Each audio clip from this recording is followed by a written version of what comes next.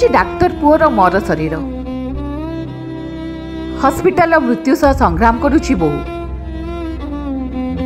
केरल वायनाड ओडिशा आसुची डाक्टर विष्णुप्रसाद चिनार मृतदेह।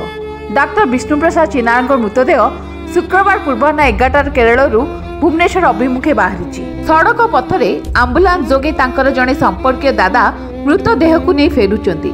विमान में पार्थिव शरीर नेबा संभव हो पारलानी, तेणु सड़क पथरे तांकर मृतदेह को अणा जाउछि।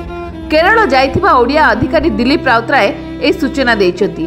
भुवनेश्वर में पहुंचवा परे तांकर मृतदेह को तांकर पौतृक गाँ पुरी जिला गोप ब्लॉक पराड़ को नियाजिबो। सेठारे तांकर अंतिम संस्कार हेबो। मृत डाक्टर विष्णुप्रसाद चिनार स्त्री प्रियदर्शिनी पाल केरल मोपिड्रे एक डाक्तरखाना चिकित्साधीन अछंती। तांको मुहरे आघात लगी अनेक क्षत सृष्टि होईछि।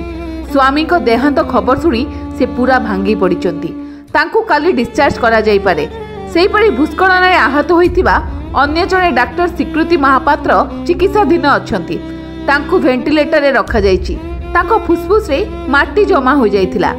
ब्रोंकोस्कोपी जरिया से सबु प्राय कढ़ा सरीछि। से संपूर्ण सुस्थ होई नांती। अन्य पक्षे सेमानक सहित जाइथिबा कटक एससीबी स्त्री रोग विशेषज्ञ डाक्टर स्वाधीन पंडा एबे भी निखोज अछंती। वायनाड भूस्खलन घटना रे प्रतिदिन बढ़ुची मृत्यु संख्या। आज यह संख्या 308 रे पहुंची। 4 दिन हेलाणी चलीची उद्धार कार्य। अग्निशम बाहिनी, सेना और अनेक स्वच्छासेवी एथिरे सामिल अछंती। प्रतिकूल परिस्थिति निज जीवन को बाजी लगाई सेमाने उद्धार कार्य जारी रखिछंती।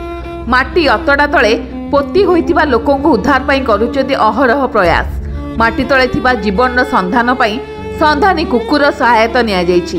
अन्यपटे दुर्घटनार 4 दिन परे माटी तले पोती होइतिबा 4 जण लोकों को आज सेनार जवान जीवंत उद्धार करचंती।